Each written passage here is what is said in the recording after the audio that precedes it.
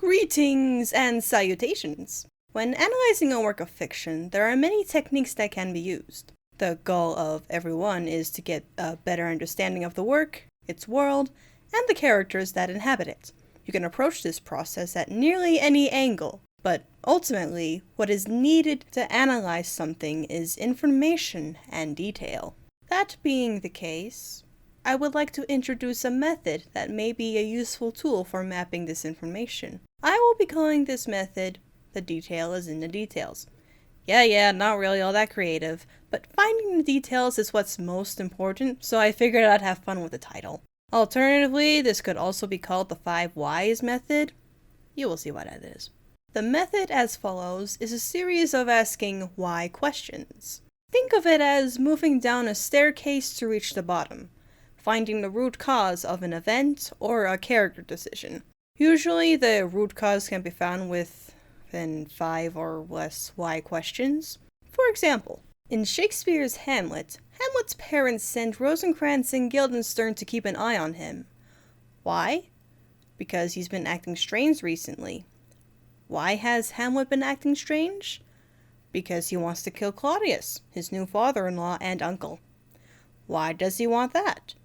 Because he met with the ghostly spirit of his dead father who told him that Claudius was the person who killed him, and he wants Hamlet to get revenge. An interesting thing about asking why is that the same root cause can lead to other characters drawing different conclusions and behaving differently.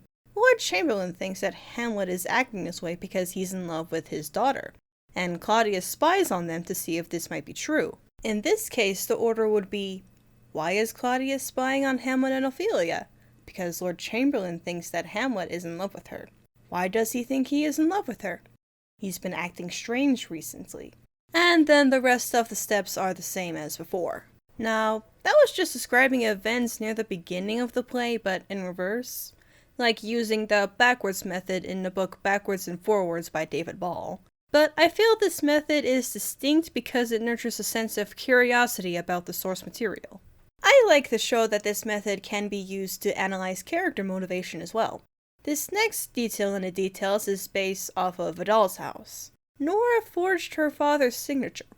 Why? Because she didn't want anyone to know that she had borrowed money from Krogstad. Why did she borrow money from Krogstad? Torvald was sick and they needed the money to get to a better climate.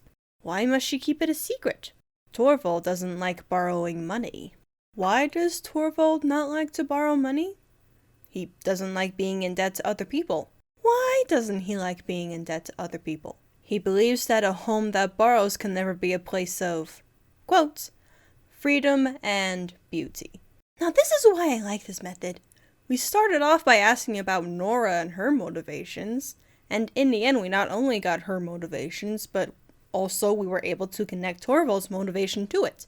Meaning that the root cause of what starts the conflict in the play is Torvald's idealistic views of what a home should be, and that is also what ultimately makes Nora leave him at the end of the play.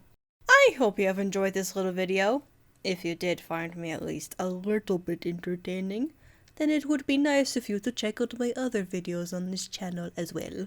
See if you can find something nice.